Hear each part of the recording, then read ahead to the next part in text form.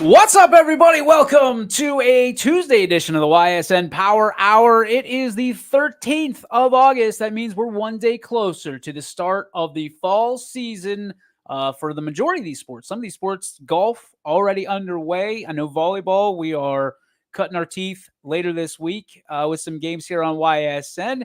And certainly football starts next Thursday right here on the network. We'll kick off with 2 games, followed by 25 games, followed by 3 games on Saturday as well. So a full slate of foosball for you here on YSN. DJ Yoakley, all this is brought to you thanks to our friends at Toyota of Warren. Thanks to Tino and the whole crew over there for everything they do, keeping our truck, the Toyota Tundra, on the road and at your games and your sporting contests. If you're in the market for a new or used vehicle, make sure you're checking out where we go, where I went. That's Toyota of Warren, right in it's right there in Niles. So it's on the corner of everything. So just look it up. Use the GPS like I do. I'm not good with the ones and twos and addresses unless I plug it into GPS. What I am good with and good at is bringing great people onto this network, this show, and talking about what they are so good at. And today is no different. A dear friend who I am really excited to talk to. It's been too long since we brought him here. A guy that has taken over as the director of athletics for Youngstown City School District. A guy that is doing so many great things. So many great things along with he and his team and the administrators at the Youngstown City School District. Ladies and gentlemen, a familiar face and a friend of the program, Nick Safera. What's up, pal? Thank you, DJ. It's a great introduction there. I tried. It took me like 3 takes to be nice to you for once. So, take it how you can, man. Dude, in all seriousness, so great to see you. I know you've been busier than a one-legged man in an ass-kicking contest. Take us through kind of some of the things, for those of you who don't know, Cheney, East, and so much more that you've been trying to keep your hand in the pile and obviously keeping things progressing and moving forward. What kind of things have you been, taking on this summer over the last spring as well? I'm sure you've had some changes. What things do we have to look forward to here in 24, 25? Yeah. So, a lot of new stuff, a lot of changes, a lot of familiar faces, some new faces.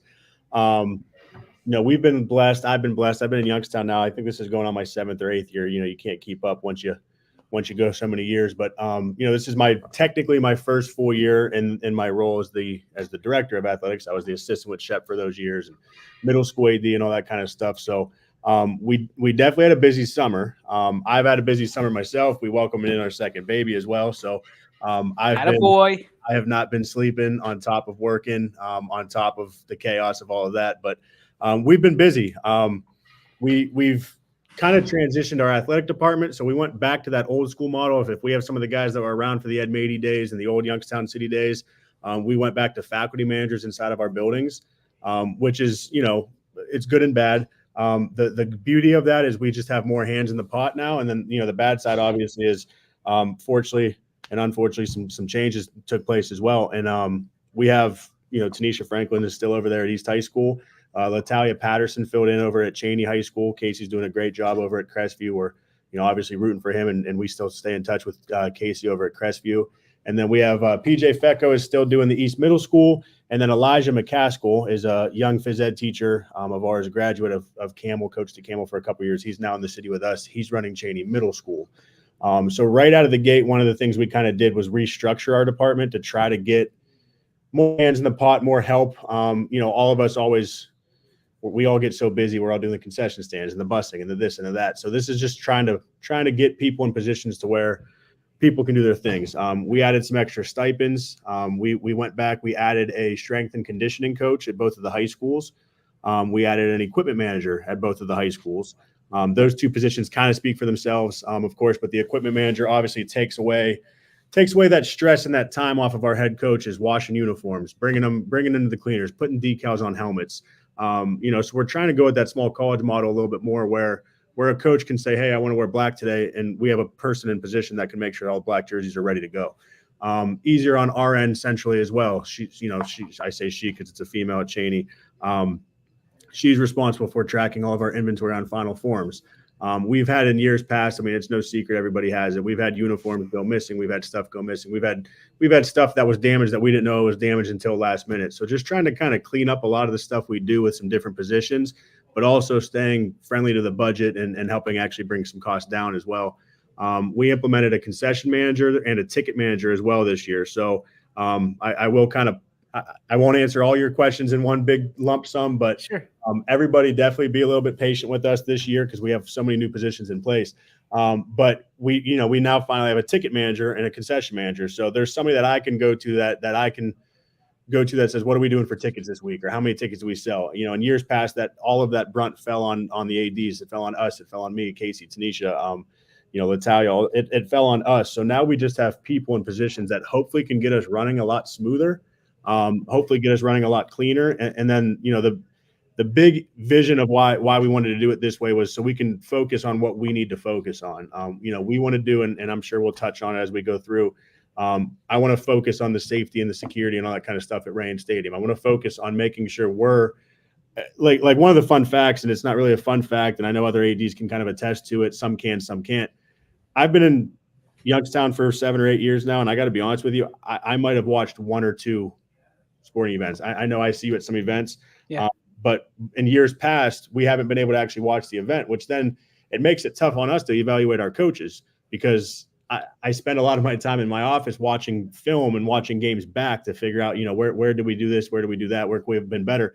Because I don't really get to see it live because live we're too busy running around, running the event, changing different things. So we're going to try to do some things, change some things up, get some bodies, get some people in positions and do those kind of things. But like I said, I can ramble on that question all day. I'll kind of wait to hear the others, but we've been busy implementing drug testing, implementing new websites. And again, I'll kind of let you steer me in a direction so I don't ramble the whole entry, but that's a perfect segue. The websites. I mean, you talked about the people. There's some things that you guys are doing that are not only helping your student athletes, which is great, helping the communities, but allowing these student athletes to be recognized outside of just YSN. It makes our job a little bit easier when we can look at it and say, hey, we should be taking care of these kids a little bit better and kind of going back and forth and sharing notes, if you will, in class, making sure that your kids are promoted on YSN. Talk to me about the websites. Why was that so important? And why are you guys so proud of it, I guess?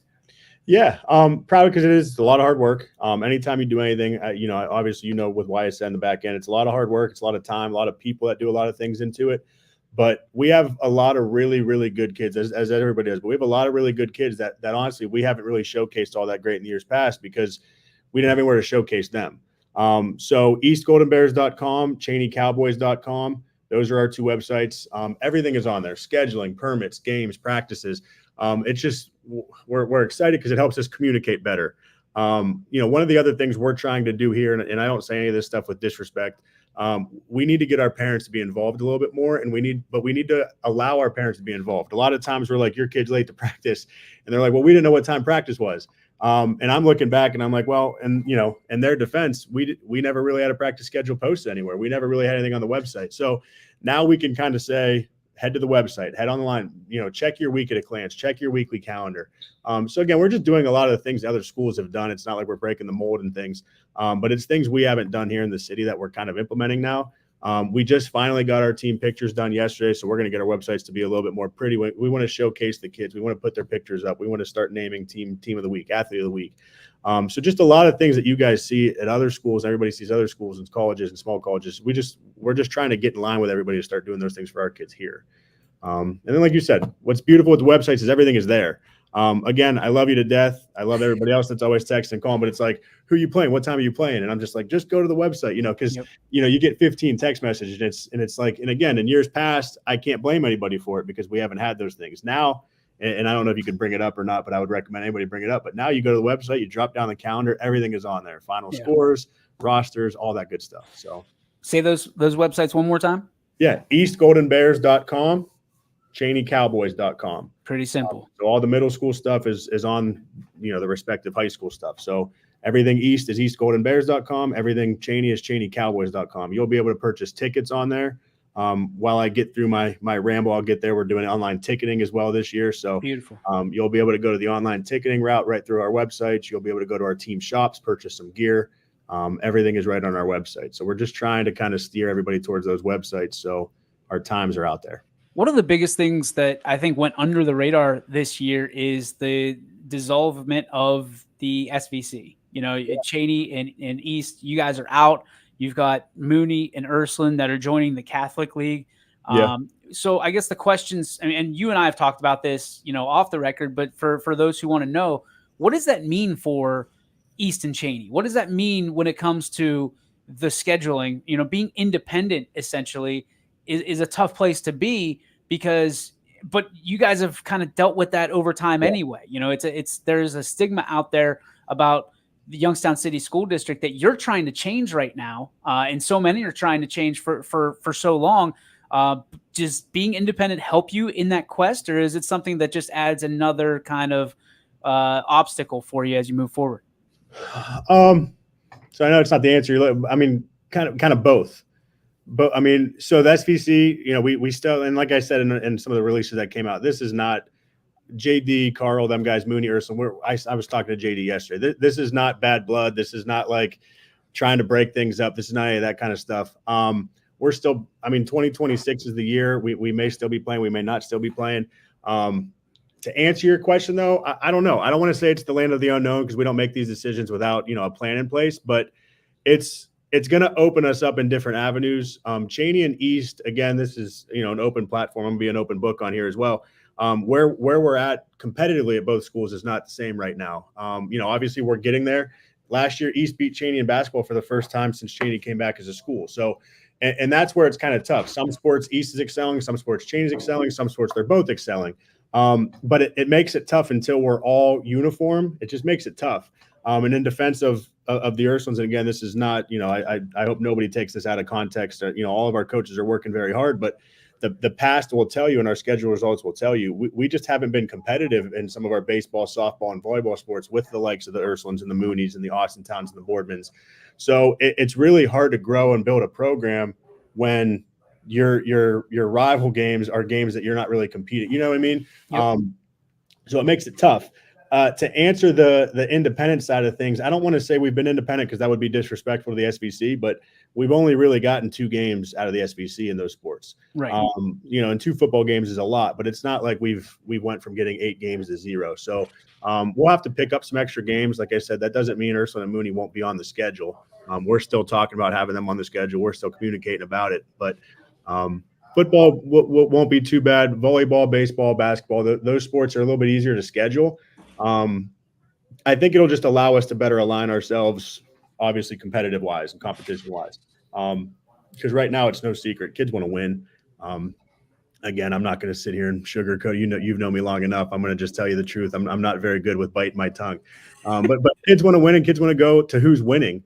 So, you know, putting up an 0-10 record, and I'm not saying we've done that here, but putting up an 0-10 record every year, it's not hard to see what programs are struggling and which ones are striving. And that's not just in the city, but that's everywhere. I mean, that's in your small town teams too. If Columbiana has a really good year, it hurts Crestview. If Springfield has a really good year, it hurts South Range. If South Range, you know, vice versa. So you want to just do what you can for your kids to get you in a place where, you know, all 10 weeks can be competitive games. One of the things I'm most proud of, and this wasn't on kind of the rundown of questions that we had, was you're starting to see these girls programs come along in a big way. I mean, you look at what East has done over the past few years, Tanisha being a big part of that. And now you look at Cheney. For you, that's got to be a huge part of the progress of the Youngstown City School District athletics is the girls programs coming along. And I don't want to say embarrassed is the wrong term, but kind of sheepish to have it on, you know, under the lights of a YSN or, you know, different networks that would want to, you know, publicize these kids. Now it's, you guys are under the bright lights playing with some of the best teams in the area, in the state, bringing them here to Youngstown. What went into that? And there had to be some great conversation with some of the coaches, some of the people in those rooms to say that girls sports are just as important as boys sports, especially in this day and age. Yeah. So, and we have to give a shout out. We have to give a shout out to our cheer squads. Absolutely. Because they're a lot of the reason on why a lot of our girls haven't been able to be successful in our female driven sports, basketball, volleyball, because our girls want to cheer. I don't know if you guys have been out to games, if anybody's been out to our games. Our cheerleaders are fun. I mean, they are definitely they take their sport very, very seriously, and it's we compete with it every day. I just was meeting with our volleyball coach earlier today, and the same frustrations are all my girls want to cheer, all my girls want to cheer because again, it's what our girls want to do and it's what they enjoy doing. But to stay on topic and answer your question is it's huge. I mean, Dwight and Alex and everybody that we have involved in all this stuff, they're doing such a good job. What we've been able to do, which has been really good for the female side of things, is bringing back middle school sports for females was huge in my opinion, because that gave us a little bit more of a structured model with the girls. We've had a lot of success with our middle school, and that's allowed us to grow our high school programs. Of course, you can't go without shouting out Alyssa and the girls on that girls basketball team, which again, success helps bring more success, and good teams help you. It makes it easier when you have some good teams coming in. But Dwight came in running right out of the gate, built a great program. Alex is going to shock a lot of people in volleyball this year over on the east side, and so will Bree on the west side. But Alex has had 25, 35. We're going to play freshman volleyball this year over at East. I don't know, and shame on me, I don't know the history of that. Have we had a freshman volleyball team at East since YSN has been covering? Not that I can remember. No. So it's at least been 8 years. Yeah. So I mean, we're gonna run freshman volleyball, which obviously you guys know, growing programs. That's how you do it. We're running 7th and 8th grade. We're running both programs at the middle schools right now in volleyball and in basketball. We've been doing that the last couple of years, but it's just growth in numbers. We need to get kids to stay in the district. We need to get kids to buy in, but watching our females do it as well is just, it's helping in the school day, because everything, and everybody falls in love with football in the fall. So everybody forgets about the volleyball girls and the cheerleaders and stuff, but they're working their butts off too. They've been in the gym all summer. They've been in the gym all off season. So hopefully we want to see success for both of them. And I think we will this year. I think we're going to see a lot of different scoreboards at the end of the year this year in those off summer sports. You mentioned strength in numbers, and the numbers this year are good. I mean, you guys are up from last year. You just never know when it comes to, any city, not Youngstown, any city in the world of open enrollment and things of that nature. You never know what you're going to get from year to year, but you are taking a lot of pride in saying that we've got more kids than we had last year, and not just more kids, but more talent than essentially you guys have ever had, had in a long time. Let's put it that way. Yeah. And I think that's an attest to some of the things we're doing. So another thing we did this year, it wasn't a secret. It was, we had articles all over. We actually just finished our drug testing. We finished yesterday. So I think as our parents continue to see us do it, and I don't want to say better, because again, all that stuff always comes off arrogant and rude or anything like that. But as we do more in those types of things, I think our families and our parents will start to understand that we are trying here. We're trying to do everything we can to get these schools in a better place, to get this building in a better place.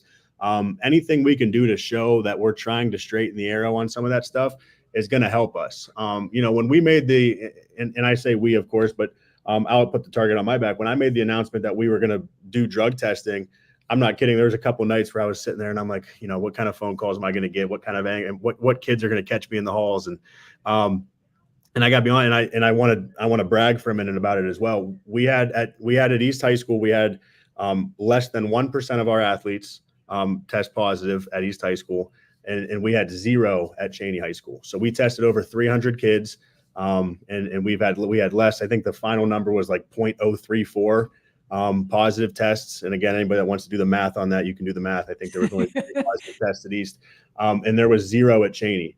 So, that one is an attest to our kids who, and then it's an attest to our families and kind of what we're doing here. Again, I'm an open book. I'm sure I'm going to get some junk for some of the things I'm saying, but I was getting texts like, you ain't gonna have a season, good luck. You're not gonna have a team. And our kids came out and like I said, the numbers were 0 at Cheney, and they were right next to 0 over there at East. So we're happy with that. We're impressed with that. And, as we keep doing those things, I think our families and our parents will kind of keep seeing the things that we're trying to do to get the district back in a good place. I think one of the biggest things, people are going to look at this and say, why is this such a big deal? Drug testing is drug testing. Kids shouldn't be doing drugs anyway. But for those numbers, less than 1% and obviously 0 at Cheney, that would be a big deal, because people don't understand, you're dealing with different circumstances, and these children, these student athletes are dealing with different lives and livelihoods and circumstances than pretty much everywhere else. So when you have positives and you're moving in the right direction, they should be celebrated, right? Yeah, yeah, and again, the idea everybody else is like, well, we do legal now. Everything's getting legal now. It's you still can't do it at work. And the main backing of why we made the decision we made was, and it's no secret, we just saw it again on WKBN with fentanyl and fentanyl. This we don't know where our kids are getting it, and I say we as in all of us. Everybody can act like these issues are only in Youngstown. These issues are only in Warren. These issues are everywhere. So we don't know where they're getting it from. All it's going to take is one hit from a fentanyl laced bag of weed, whatever you want to call it, and it's lights out. So the goal, it wasn't so much to like navigate and narrate like drugs are bad, don't do drugs, don't smoke weed, which obviously we send that message as well. Sure. But it was just to be aware of what surrounds you. Again, would I love to be drinking a beer with you on this right now? Of course. It's 3:25 and I'm at work. Yeah, it's legal. Yeah, I'm of age. Yeah, you're of age, but you just can't. So the message was also, you were told that you can't smoke weed, go get a drug test and pass it. And to see that our kids all listened and did that was where we get excited about it. I think anybody should get excited. And I think everybody should be proud of anybody that passes their drug test or alcohol test or anything like that. Hard turn to the left. We want to talk about your youth programs because they are ranked nationally here in the good old US of A. Number one, how do you get ranked nationally? Obviously, other than good old fashioned rolling up your sleeves and some elbow grease. But why doesn't anybody know about this? So we do the best we can to promote it on Facebook. It's kind of that uncharted territory for us because there are youth programs. So they're actually ran by the Youngstown, me obviously being aligned with the city school district. Right. We partner up with them with the district, but they're not ran by the district. So I have to give, the shout outs to the Little Bears and the Little Cowboys and their presidents and their owners who are running those organizations. We allow them to use our facilities. And we share everything the best they can. You guys can come out and catch them up at Cheney High School, at Rayen High School. We're pretty much going every Saturday and Sunday at both of the sites. They're doing awesome. I got the flyer and they were like, we're ranked top 25. I'm like, oh, that's cool. And they were like, no, like nationally, we're going down to Florida.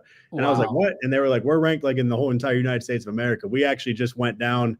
And don't quote me, I forget where they went, but they just went down somewhere and played, I think, the number 3 ranked team in the world and in the United States of America, and played them tight, lost by, I think, 1 or 2 scores.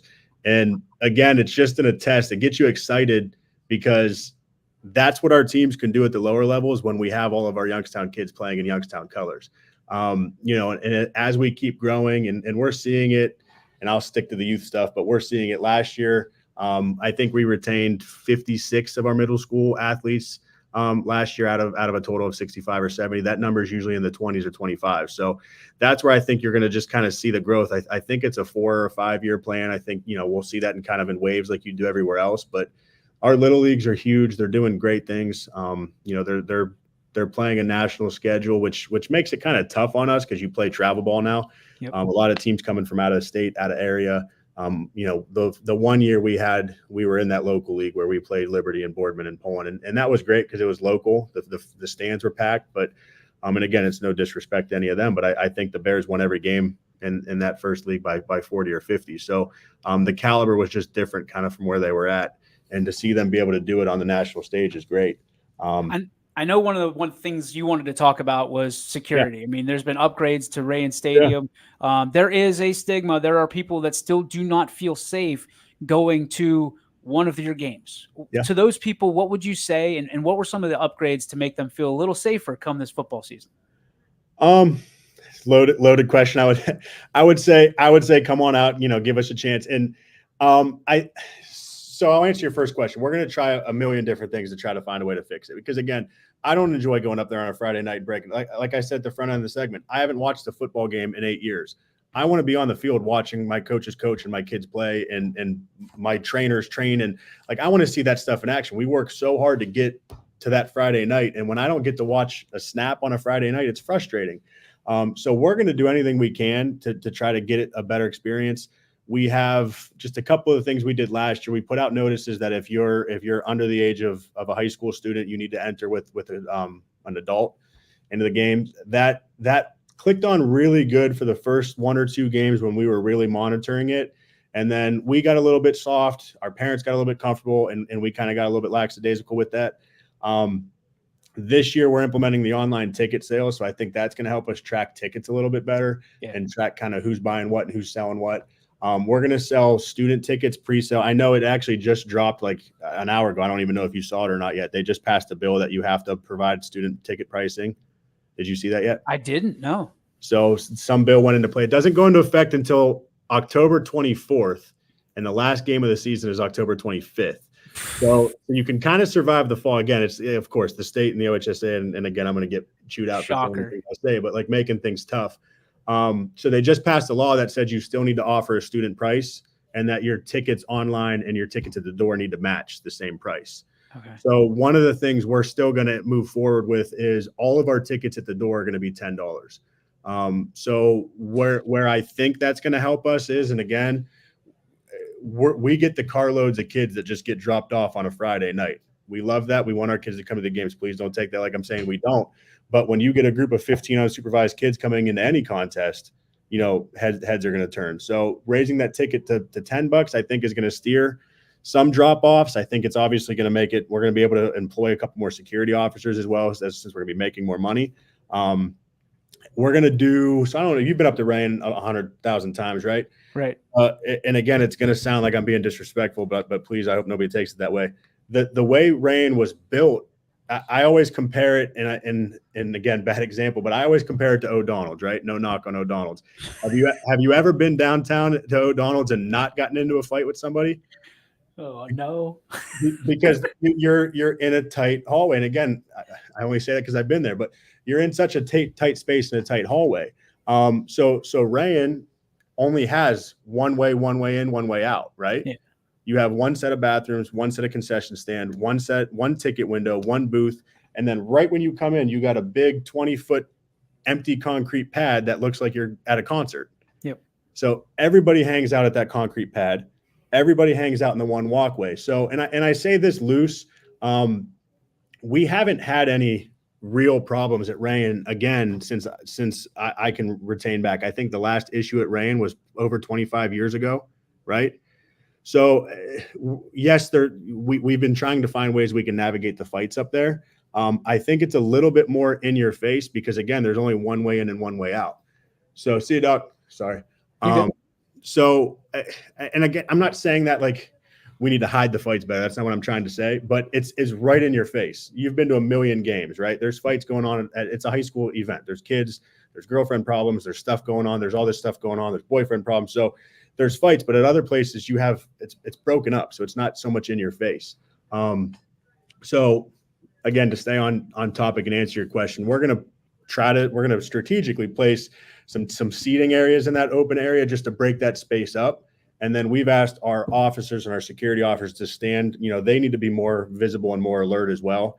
They tend to group up and wait for something to happen to go and, get it figured out. So we're going to have them play strategically. We're going to try. So, I mean, the biggest thing that I'll say on the air now is please sit in the stands and watch the game. And it's not just our kids or our parents or our families. It's very inviting to stand along that along that railing at Rayan Stadium. It's very inviting. Nobody likes bleacher seating. It's not comfortable. Nobody likes sitting down the bleachers. It's a very inviting space. I find myself standing there the whole game as well. So we're going to try to do a better job of getting people in the seats so that traffic can move a little bit better up top. We're going to open up both gates. I know Cheney did that the last couple of years. It kind of helps some traffic, so you're not sticking everybody into one gate. I'm looking at getting some porta potties on, and I'm talking like you guys can see the image, but if you've been up there, I'm looking at getting porta potties on the two far ends of the stadium to, again, just break up the restroom. If you don't have to fight the crowd to get into the one spot where 5,000 people are sharing one bathroom, go hit the porta potties on the corner. Looking at getting some food trucks, into the D zones, again, just to break up that clutter at the concession stand because it's just clutter. But it's such a tough ground because you don't want the message to come out and say, we don't want our kids at our football games. Right. Because again, everything we just talked about at the start, we have nationally ranked youth programs. We have, in my opinion, shame on me, East Middle School has been the best football middle school in Ohio for the last 5 years. I don't think we've lost a game in the last 5 years. So, wow. We want those kids at these games. We want them wearing their jerseys. We want them up at the games. We want them having fun. but we have to find a way to get it to where everybody's up there sitting and actually watching the game, because what hurts is those kids on the field have worked so hard and stuff. It's taken away from them on the field because we're up here, nobody's complained about the field at Rayen, right? The game's always great. The field's always great. The play on the field is great. It's always the chaos behind the scenes. So we just have to find ways to navigate. I'm not going to sit here and say picnic tables and ticket prices are going to fix that. It's just, we have to find different ways to navigate it. I think if we do a better job of getting people in their seats and we do a better job of monitoring the event, I've talked to our police. Again, I don't want to ramble on you, but I've talked to our police. We're going to be a little bit more no tolerance up there. Proactive as opposed to reactive. Correct. Okay. And no tolerance, though. I mean, in years past, it was kind of like, hey, go sit down, quit messing around. Now it's going to be sit down or leave the facility. Yeah. And if you don't leave, we'll escort you out. So we're also going to be removing people at a faster rate than we have in the past. Again, I'm not saying that like we're going to be up there just arresting and tackling everybody, but we're not going to be as nice and friendly because it's just not a good experience for the visitors that are coming in. One of the things that I was really excited about over this past week is I saw the Mooney game week 7, I believe, got moved to a Thursday night. Yeah. For you, do you feel like that's the next generation and next wave of football games is moving to Thursdays and Saturdays because there's an officiating shortage and being able to, get these games in as opposed to having to wait and see if the officials are able to show up? Yeah. Yeah. I mean, that's, and I know John and them guys do the best they can to find crews and staffs. And to answer that question, I do. I like the Thursday night game because it kind of breaks up the space. And then, like you said, now you can get to another game. I know our coaches don't always love it. Obviously you get a short week, and some of our fans don't like it because, work's a little bit different on a Thursday than it is on a Friday night. What I personally don't like about it is you're kind of watching that clock like a hawk. Because we do have school the next morning. So, God forbid one rain delay, one lightning delay. That's the only thing that I don't like on those Thursdays is you might have to cut something short, but it hasn't happened yet. I think you'll see a lot more Thursdays. Saturdays, I think you'll see it's just so hard to compete with college football and YSU, and Saturdays are just tough. But I think Thursdays is becoming more and more popular for a reason. I agree. I love them. I think they're fantastic because I can go do 2 games as opposed to just 1. But that's just me. That's selfish DJ doing what selfish DJ does. Nick, you are doing an incredible job. The entire administration out there at Youngstown City School District is absolutely knocking it out of the park. Keep doing what you're doing. Love having you on for the updates for everybody out there. They feel safer. That's the goal. They should, because you guys have put in a lot of incredibly hard work. And you've done it all for the student athletes. Thank you so much for everything you do. Thanks for stopping by, and certainly don't be a stranger. All right. No, you got my number. Call me, text me. Good luck this season. I know you're going to be busy. So thanks, buddy. Appreciate you. We all are, but enjoy it. You got it. Ladies and gentlemen, Nick Safera. There he goes. I love having him on the show because he is a straight shooter. Like, he's not going to hide it. He's not going to tuck it away. It's all out on the carpet, whether it be gold or red, for Youngstown City School District, East and Cheney respectively.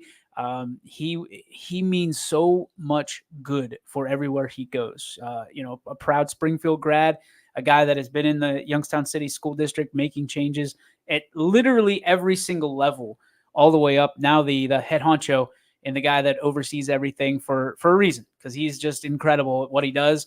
Great leader. And a guy that really wants great things to happen in Youngstown, all around, not just in the school district, but certainly in the entire city. Nick Safera. What am I? I'm going to brag. He's one of my friends and certainly one of my heroes. He's a legend here on the network. He's always lockstep with us. So thanks to Nick for coming on. We're going to take a break. We're going to wrap things up when we come back right here on the Ysn Power Hour, brought to you by Toyota of Warren. Quality, customer service, and integrity.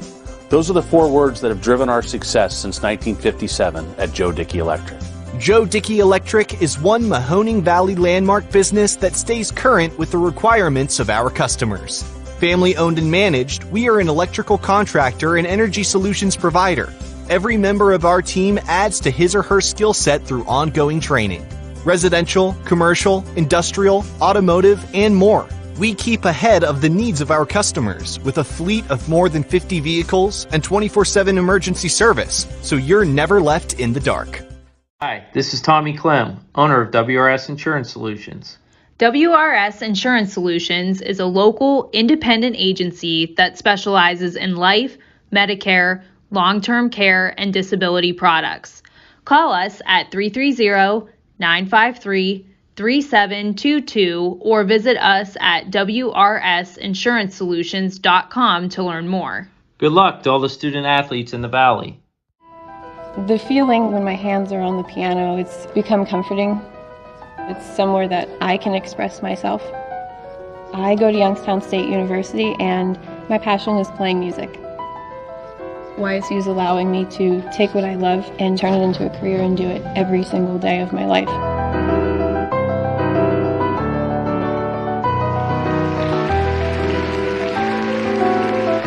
I'm Alyssa and I'm YN proud. Welcome back, ladies and gentlemen. It is the YSN Power Hour brought to you by Toyota of Warren. DJ Oakley with you, wrapping up the show for today.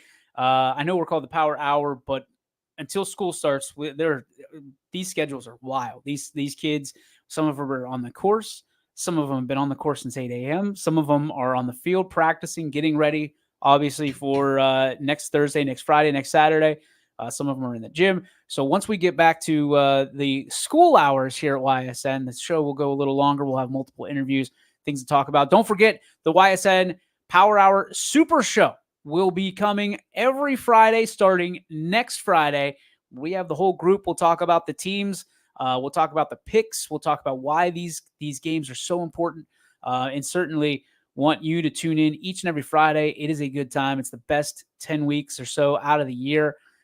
Everybody loves this show. The guys love jumping on and being able to cut loose a little bit, let our hair down.